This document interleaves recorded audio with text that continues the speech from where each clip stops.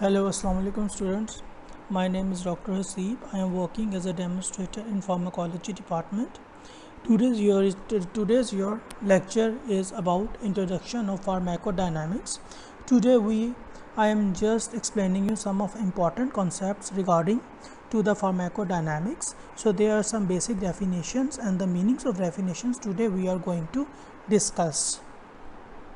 Number one, the pharmacodynamics. The pharmacodynamics usually that is basically derived from a Greek word from a pharmakon, that is usually means drugs, and dynamics, that is usually the action and the power. So it is basically the things. The pharmacodynamics is the study of the effects of the drug on the body and their mechanism of action. So as this means that when you really basically the thing is that when you take a drug for any illness that goes to your body, then they interact to certain receptors, they are present in your body, and then that drug usually bind to that receptor. After binding to that receptor produce certain physiological response that may be a good or that may be a bad to the body. So basically when the drug do something to the body for the good, that is basically the mechanism of action of that drug that towards that body, and if it's something bad, then that is basically an harmful effect or certain toxicity of that drug to the body. So when we are talking about that interaction with the body, so there is different levels of interaction toward at the cellular side. It may be interact to the membrane of the cell, it may be interact inside of the cell, or it may be interact to the nucleic acids present in the cell, or it may be attract to the membrane receptors. If we are talking about of membrane receptors, so there is an alternation of membrane permeability as that is evident by the drug pilocarpine, or it may be interact with certain enzyme. That the example is inhibition of dihydrofolate reductase by trimethoprim drug, or it may be due to the blockage of some nucleic acid, for example blockage or transcription by dactinomycin. So basically today's our lecture is all about the interaction of that drug to the certain receptors. Now receptors.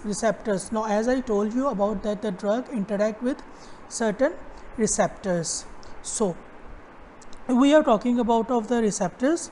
So they are the macromolecular components of the cell with which a drug interact to produce a response that are usually protein.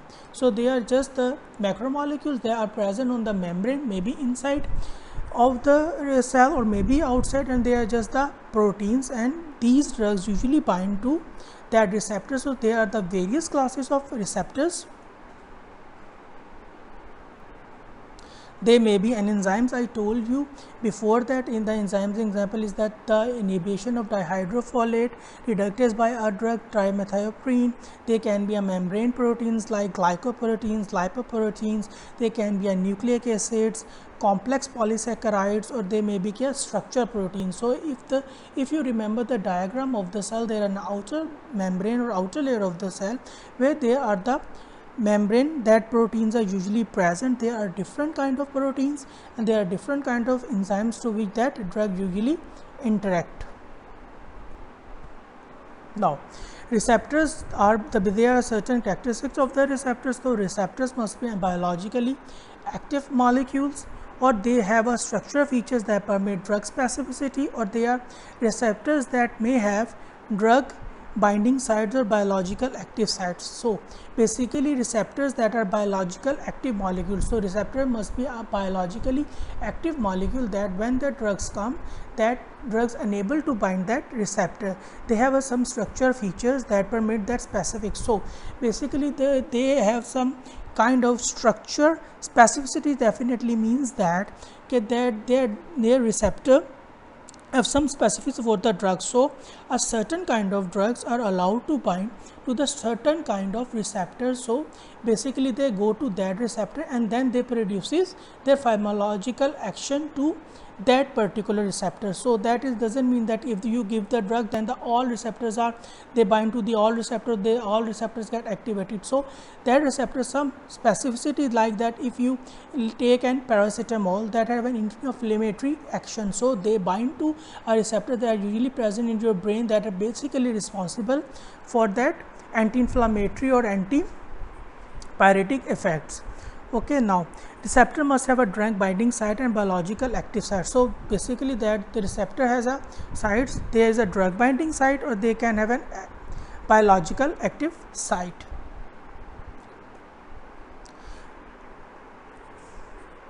Characteristics of receptors, they have a specificity. I told you that they have specific to a certain drugs, they have selectivity of response, that they produces a certain response like anti-inflammatory to that drug, or they have a sensitivity, so that definitely that if you take going on certain drugs, then body used to become tolerant of that drug, and then there is a sensitivity, simply that their receptors are regulatory or there is an increase of the receptors. So for example, if you are talking about of epinephrine that binds to the receptor of sympathetic nervous system, alpha 1, alpha 2, beta 1, beta 2 receptors, not to the insulin or thyroid receptors. I told you that basically that specificity is simply the thing that that drug usually bind to a certain receptors only, they are not allowed to bind to all the receptors, because if it bind to all the receptors, then it produces all the pharmacological actions. So a certain drug only binds to a certain receptors to produce a certain physiological or pharmacological actions. Okay, now mechanism of drug action. If you are talking about of the mechanism of drug interaction, so basically there is a drug that bind to a receptor effector, then there is a complex that is usually formed. That complex consists of basically drug receptor effector complex. Then this drug receptor complex usually affect the effector molecules. That effector molecules usually produces an effect. So basically drug goes to the body, it usually bind to that receptor, then they usually that receptor and the drug form a complex, and then that complex usually produces that effect. As I told you about that anti-inflammatory, anti-analgesic or antipyretic effects of the any drug that you take. Inhibition of metabolism of endogenous activator, increase activation on an effector molecule, increases effect. After that, definitely there is an inhibition of metabolism of that endogenous activator, because if that endogenous activator is simply that activators that is activated when you take the drug. So if there is not not going to metabolism of that endogenous activator, then it keeps on increasing the activation of that effector molecules, and you are going to have increased effects. So it must be an important that endogenous activator, after doing its action, then goes to an inactivated state, so that effect.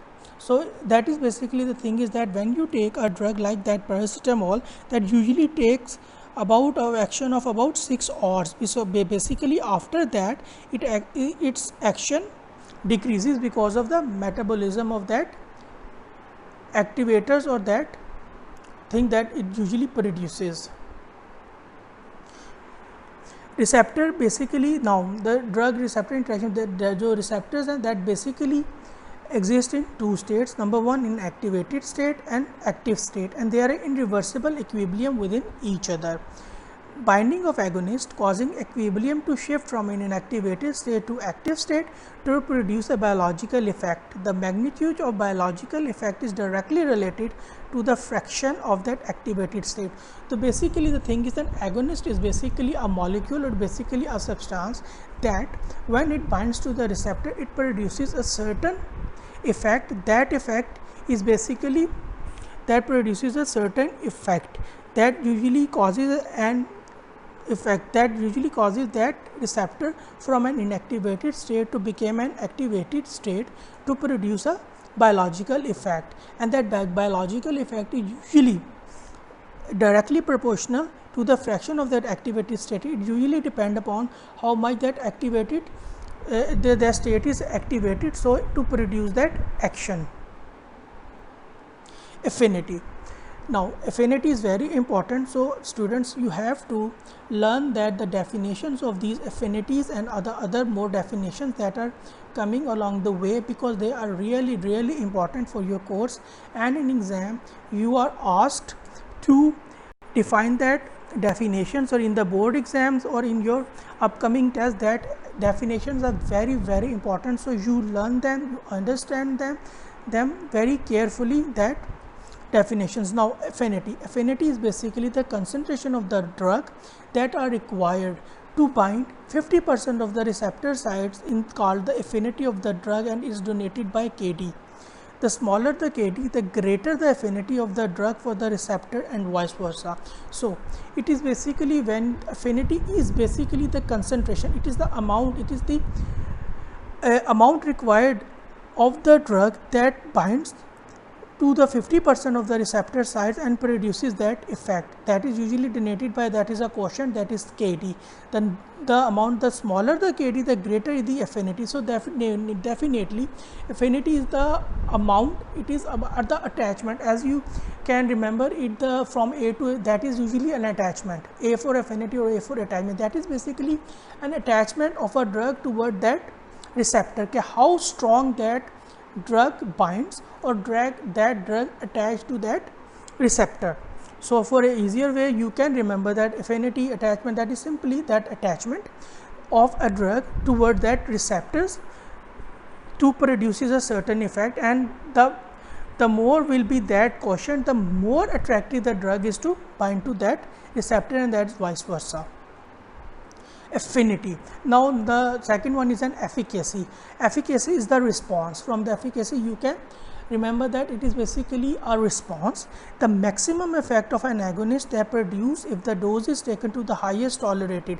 It is simply, the thing is, if you take a drug, the drug up to the minimum highest tolerated level, that tolerated level here simply means that the maximum response that the body can tolerate without any harmful effects. So if you take a drug at a maximum level, there are different levels for the different drugs, so that is another topic. So basically the thing is that the maximum tolerated level that can be taken to produces a certain effect. So efficacy is simply a response. Efficacy is determined mainly by the nature of the drug and receptor associated with effectors. So efficacy also depend on the number of the drug receptor complex formed and intrinsic activity of the drug. As is that basically the efficacy is simply the response. So basically it usually depend upon that receptor complex that is designed to produce a certain response, and also depend upon that intrinsic activity of the receptor, that is basically active, that is an ability of the receptor to produce the response. So efficacy is simply a response. When you take a drug at a maximum tolerated dose, the how much the response that drug usually produce. So efficacy is simply the thing that is usually, that is basically attachment, that is simply how the drug bind to the receptor. Efficacy is simply when the drug bind, how it produces the response. Potency. Now potency is simply the 50% of the maximum effect, that is the potency of the drug. It is the maximum effect that drug that usually produce. So concentration of the drug is required to produce 50% of the maximum effect. Okay, that is basically the effect that usually that drug produces is the potency, and it is usually denoted by 50. Now intrinsic activity. Intrinsic activity of the drug is an ability to activate the receptor and cause a cellular response. So go back and we discussed that when the drug enters your body and that drug usually bind to a receptor, then receptor activates and that receptor usually produces a certain response. Before producing a certain response, every receptor has got some intrinsic ability or intrinsic activity. That activity usually determines that how the response that drug is going to produce. So basically the intrinsic activity is simply an intrinsic activity of the drug or ability of the drug to activate the receptor and to produce a cellular response. Now other definition, these are the also a very important definition. So you have to remember that agonist is usually a drug or a receptor that usually produces a certain response. Okay, drugs that interact with or activate receptors, they possess both affinity and intrinsic affinity.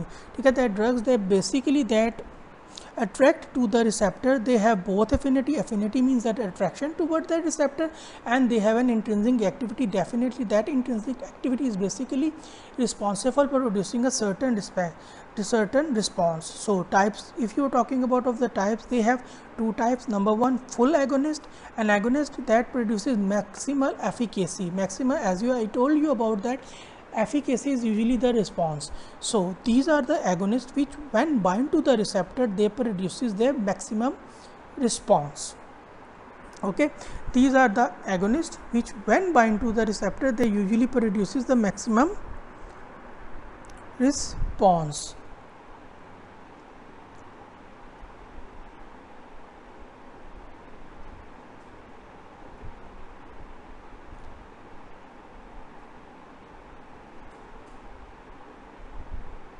Now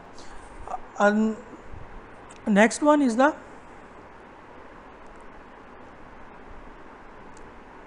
partial agonist.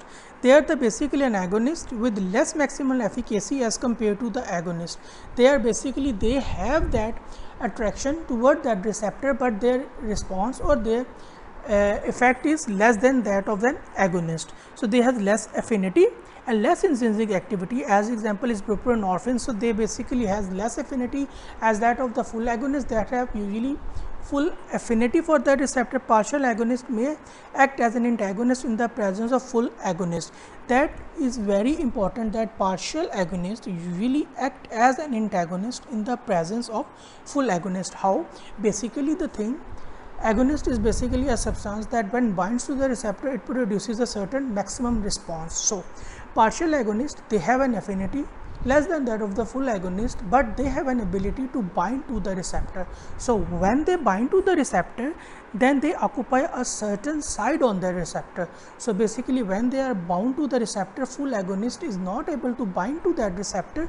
So the response of the full agonist decreases, or the full agonist is not able to bind to that receptor, so they act as an antagonist. So basically full agonist is not able to bind to that receptor in the presence of that partial agonist, and that's why they are not going to produce any response. So that is basically an antagonism.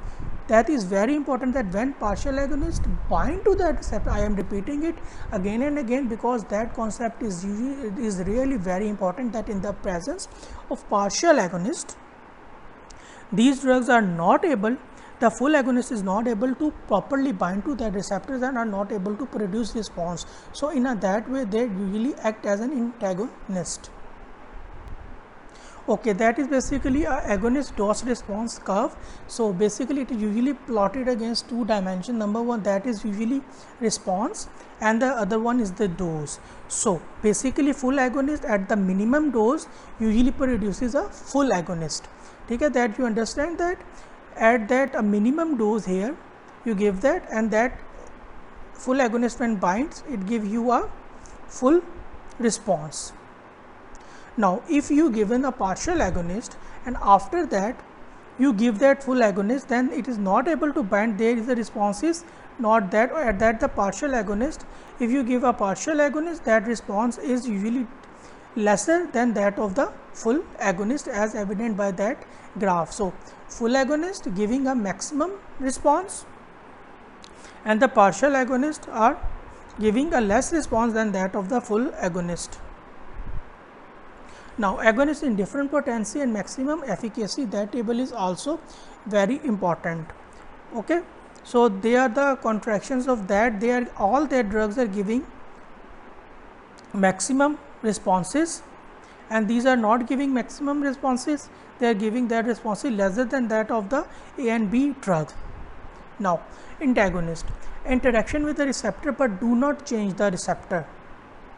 Now when we are talking about of that antagonism, now first we talk about the agonist. Agonist.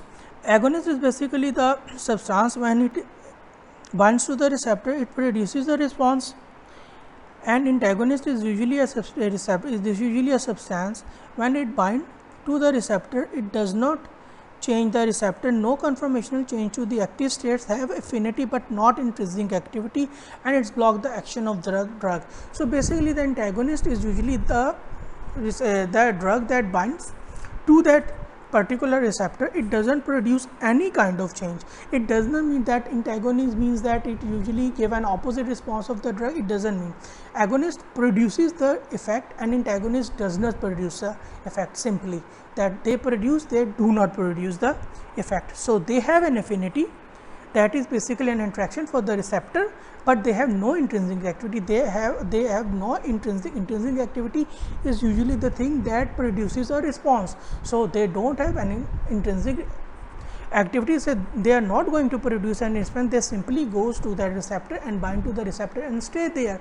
The important thing here is that the antagonist usually causes an other drug, inhibit the other drug to binding to that receptor, because it already binds the part of that receptor. The important part here is that the antagonist simply bind to the receptor, it does not change the receptor, no conformational change, and it has an affinity but not intrinsic activity, and it blocks the action of other drugs.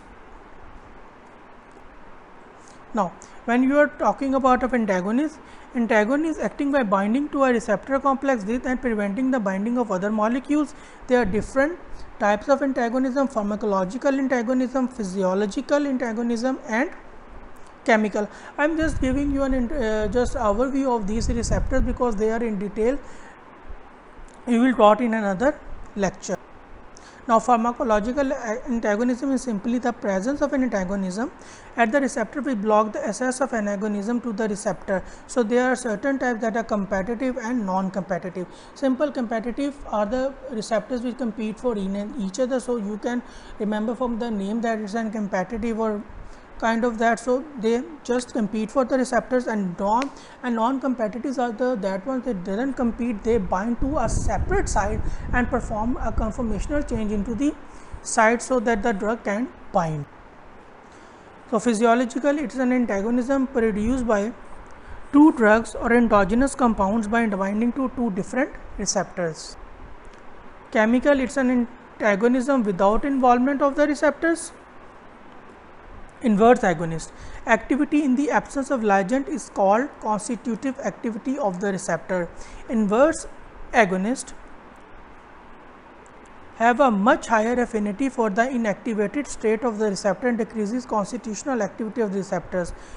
That is, beta carbolines are the inverse agonists at the benzodiazepine receptor. So, basically the inverse agonists are the agonists that had higher affinity for an activated state of the receptor. So, they are basically, when you are talking about the receptor, they are sides of the receptor, what certain sides are the activated and certain sides are inactivated. So, inverse agonists are those substances which have their greater affinity for that inactivated receptor size, and that then when they bind to that inactivated receptor site, though that when after binding to the inactivated site they decreases the constitutional activity of the site. So, they are basically decreasing the responses of the receptors.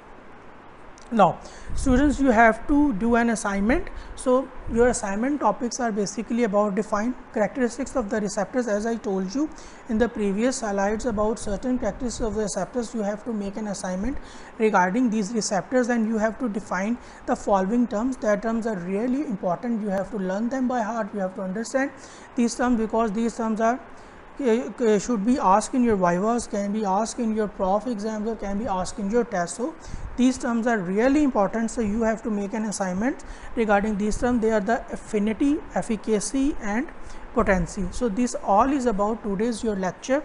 So, if you feel any difficulty or anything, you can ask me freely at my WhatsApp group, or if you didn't understand anything, then you are free to ask me about that. Thank you so much for your today's lecture. Thank you.